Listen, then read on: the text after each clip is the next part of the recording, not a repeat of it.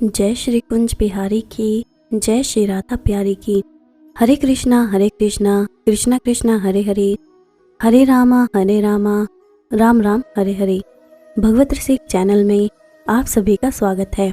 हरि के प्यारे भक्तों, आप सब शिव तांडव स्तोत्र के बारे में तो जानते ही होंगे, पर क्या आप ये जानते हैं कि शिव तांडव स्तोत्र कैसे बना था? तो आज इस वीडियो में हम ये जानेंगे, और अगर आप भी ये जानना चाहते हैं तो इस वीडियो को अंत तक ज़रूर देखिएगा। मगर उससे पहले अगर आपने अभी तक इस चैनल को सब्सक्राइब नहीं किया है तो जल्दी से इस चैनल को सब्सक्राइब करें, ताकि नई वीडियो अपलोड होते ही आपके पास उसकी नोटिफिकेशन आ जाए और आप सबसे पहले उस वीडियो को देख सको। तो चलिए जानते हैं कि शिव तांडव स्तोत्र कैसे बना। कुबेर और रावण दोनों ऋषि विश्वा की संतान थे और दोनों सौतेले भाई थे। ऋषि विश्वा ने सोने की लंका का राज्य कुबेर को दिया था, लेकिन किसी कारणवश अपने पिता के कहने पर वो लंका का त्याग कर हिमालय चले गए। कुबेर के चले जाने के बाद इससे दशानन बहुत प्रसन्न हुआ, महालंका का राजा बन गया और लंका का राज्य प्राप्त करते ही वो धीरे धीरे इतना अहंकारी हो गया कि उसने साधु जनों पर अनेक प्रकार के अत्याचार करने शुरू कर दिए। जब दशानन के इन अत्याचारों की खबर कुबेर को लगी तो उन्होंने अपने भाई को समझाने के लिए एक दूत भेजा, जिसने कुबेर के कहे अनुसार दशानन को सत्य पथ पर चलने की सलाह दी। कुबेर की सलाह सुन दशानन को इतना क्रोध आया कि उसने उस दूत को बंदी बना लिया और क्रोध के मारे तुरंत अपनी तलवार से उसकी हत्या कर दी। कुबेर की सलाह से दशानन इतना क्रोधित हुआ कि दूत की हत्या के साथ ही अपनी सेना लेकर कुबेर की नगरी अलकापुरी को जीतने निकल पड़ा और कुबेर की नगरी को तहस नहस करने के बाद अपने भाई कुबेर पर गदा का प्रहार कर उसे भी घायल कर दिया। लेकिन कुबेर के सेनापतियों ने किसी तरह से कुबेर को नंदनवन पहुंचा दिया, जहां वेदों ने उसका इलाज कर उसे ठीक किया। क्योंकि दशानन ने कुबेर की नगरी और उसके पुष्पक विमान पर भी अपना अधिकार कर लिया था, तो एक दिन पुष्पक विमान में सवार होकर शारवन की तरफ चल पड़ा। लेकिन एक पर्वत के पास से गुजरते हुए उसके पुष्पक विमान की गति स्वयं ही धीमी हो गई, क्योंकि पुष्पक विमान की विशेषता थी कि वो चालक की इच्छा अनुसार चलता था और उसकी गति मन की गति से भी तेज थी। इसलिए जब पुष्पक विमान की गति मंद हो गई तो दशानन को बड़ा आश्चर्य हुआ। तभी उसकी दृष्टि सामने खड़े विशाल और काले शरीर वाले नंदीश्वर पर पड़ी। नंदीश्वर ने दशानन को चिताया कि यहाँ भगवान शंकर क्रीड़ा में मगन है, इसलिए तुम लौट जाओ। लेकिन दशानन कुबेर पर विजय पाकर इतना दम्भी हो गया था कि वो किसी की सुनने को तैयार नहीं था। उनसे उसने कहा कि कौन है ये शंकर और किस अधिकार से वो यह क्रीड़ा करता है। मैं उस पर्वत का नामो निशान ही मिटा दूंगा जिसने मेरे विमान की गति अवरुद्ध की है। इतना कहते हुए उसने पर्वत की नींव पर हाथ लगाकर उसे उठाना चाहा। अचानक इस विघ्न से शंकर भगवान विचलित हुए और वहीं बैठे बैठे अपने पांव के अंगूठे से उस पर्वत को दबा दिया ताकि वो स्थिर हो जाए। लेकिन भगवान शंकर के ऐसा करने से दशानन की बाहें उस पर्वत के नीचे दब गई।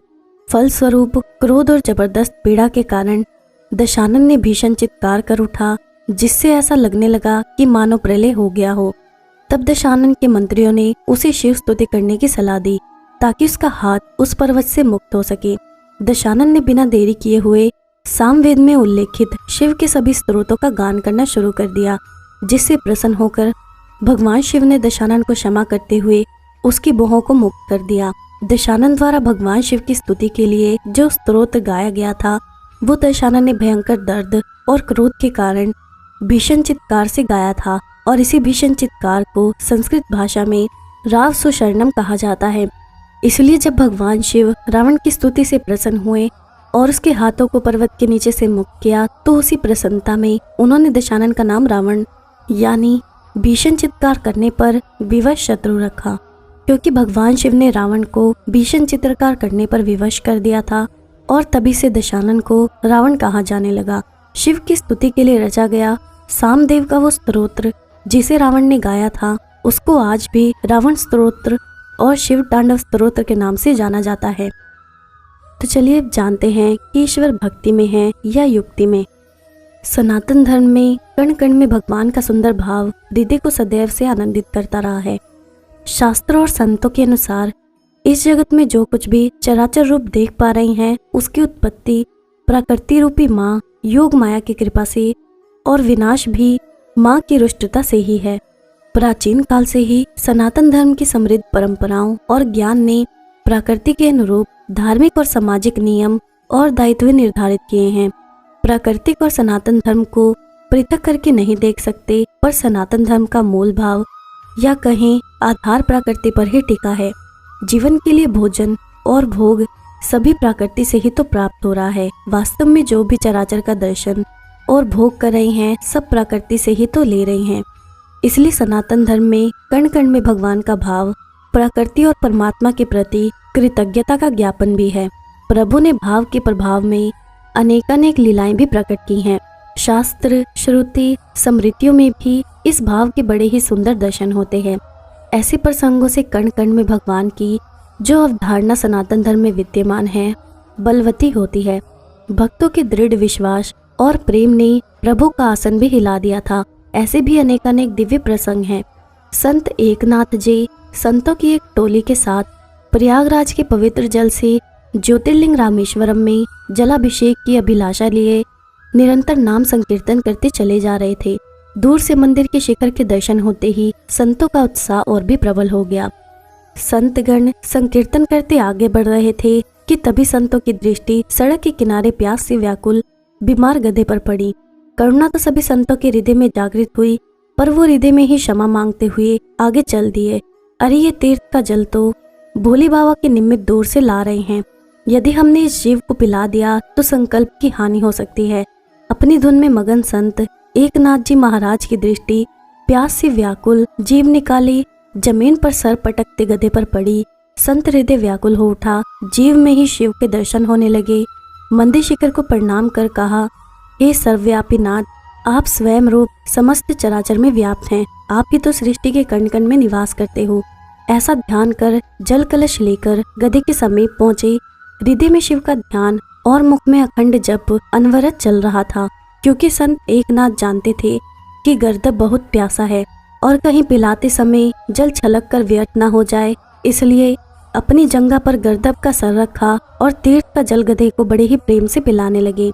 संतजन बताते हैं कि संत एकनाथ अभिभूत हो उठे जब उन्होंने गंधर्व के स्थान पर अपनी जंघा पर सिर रखे जल ग्रहण करते भगवान भोलेनाथ के दर्शन किए। भगवान की ऐसी दुर्लभ कृपा अनन्य समदर्शी और कण कण में भगवान के भाव को धारण करने से ही संभव हुई। यही वो भाव है जो कण कण में भगवत तत्व को उद्घाटित करता है।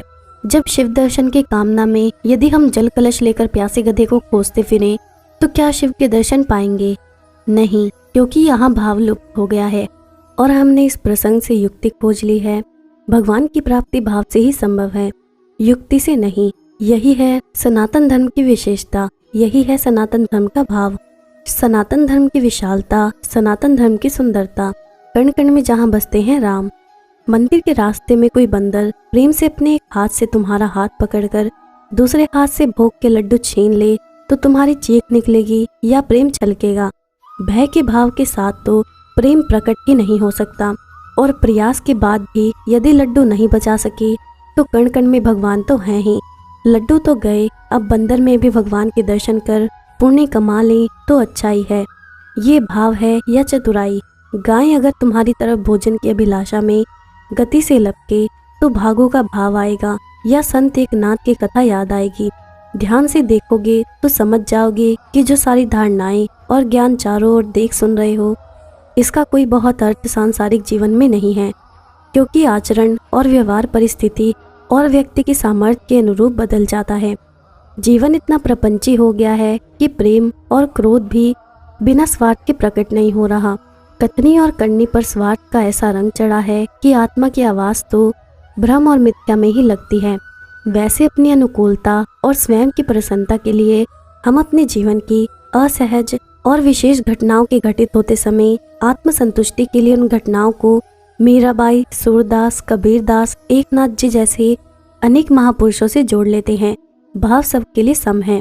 किससे जुड़े ये तो उस समय जो स्मृति में आएगा बन बैठे उसी के।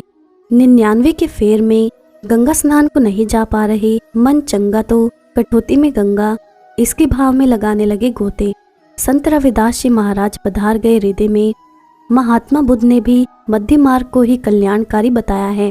अनेकानेक महापुरुषों और संतों ने यथासंभव पाखंड और आडंबर से बचने की ही सीख दी है। यदि झांके अपने भीतर तो जो भी थोड़ा बहुत ज्ञान है वो भी पाखंड, अहंकार, स्वार्थ और लोभ के रंग में सराबोर ही दिखेगा। संसार में सांसारिक विधान और नियमों के अंतर्गत ही जीवन जी सकते हो।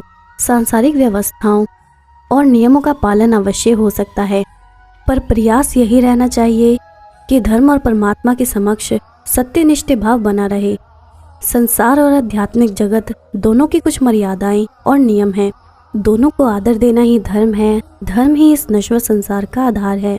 यदि धर्म ही नहीं है तो संसार मात्र भोग और रोग ही दे सकता है। द्वारिकाधीश भगवान श्री कृष्ण ने दुर्योधन के यहाँ भोजन प्रसाद ना लेकर विदुर जी के यहाँ रूखा सूखा प्रसाद लिया था। भगवान वैभव में नहीं है, भाव में अवस्थित है। जहाँ तक संभव हो जीवन में कथनी और करनी में अंतर नहीं होना चाहिए। यदि लोक परलोक में मंगल की कामना है तो धार्मिक और जनसेवा के कार्यों में तो और भी विशेष सावधानी रखनी चाहिए। तो इन बातों से हमें पता चलता है कि ईश्वर भक्ति में है, युक्ति में नहीं। ईश्वर मनुष्य के सिर्फ भाव देखते हैं। अब मैं आपको एक कथा सुनाती हूँ। एक संत के पास एक बहरा आदमी सत्संग सुनने आता था। उसके कान तो थे पर वो नाड़ियों से जुड़े नहीं थे। एकदम बहरा, एक शब्द भी नहीं सुन सकता था। किसी ने संत से कहा, बाबा जी, वो जो वृद्ध बैठे हैं वो कथा सुनते सुनते ही हंसते तो हैं पर हैं बहरे। बाबा जी सोचने लगे, बहरा होगा तो कथा सुनता नहीं होगा और कथा नहीं सुनता होगा तो रस नहीं आता होगा, रस नहीं आता होगा तो यहाँ बैठना भी नहीं चाहिए, उठकर चले जाना चाहिए, ये जाता भी नहीं है। बाबा जी ने इशारे से उस वृद्ध को अपने पास बुला लिया। सेवक से कागज कलम मंगवाया और लिखकर पूछा, तुम सत्संग में क्यों आते हो?